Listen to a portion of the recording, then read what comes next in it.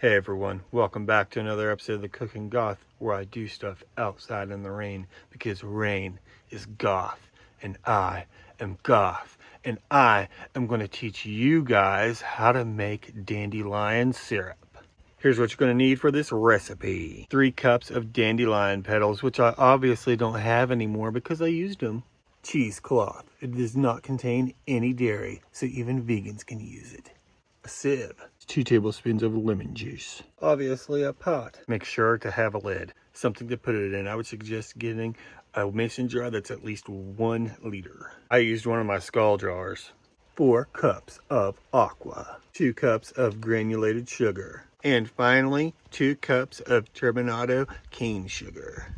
First, go outside in your yard and pick enough flowers. I picked about 5 cups. Next, scare the shit out of any bugs hanging out in those flowers by rinsing them with water. After that, pick apart your petals and then steep for 24 hours in the 4 cups of water. The next day, strain into the other pan I forgot to mention, and it should come out having a golden piss color. Then, stir in all your ingredients until fully melted. Next, on medium heat, boil that dandelion piss for about an hour. Lastly, once cooled, pour into your favorite container and then store it in your refrigerator.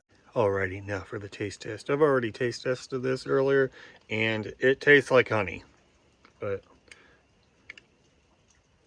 there you go, guys.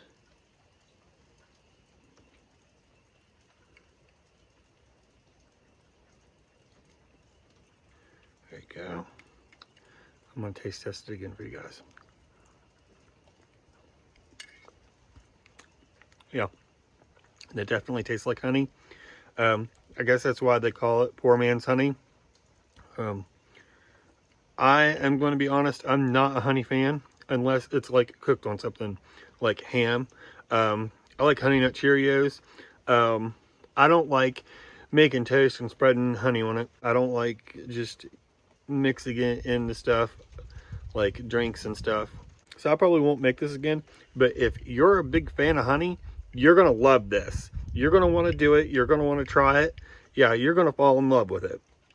But me, it's not my thing. It is super sweet.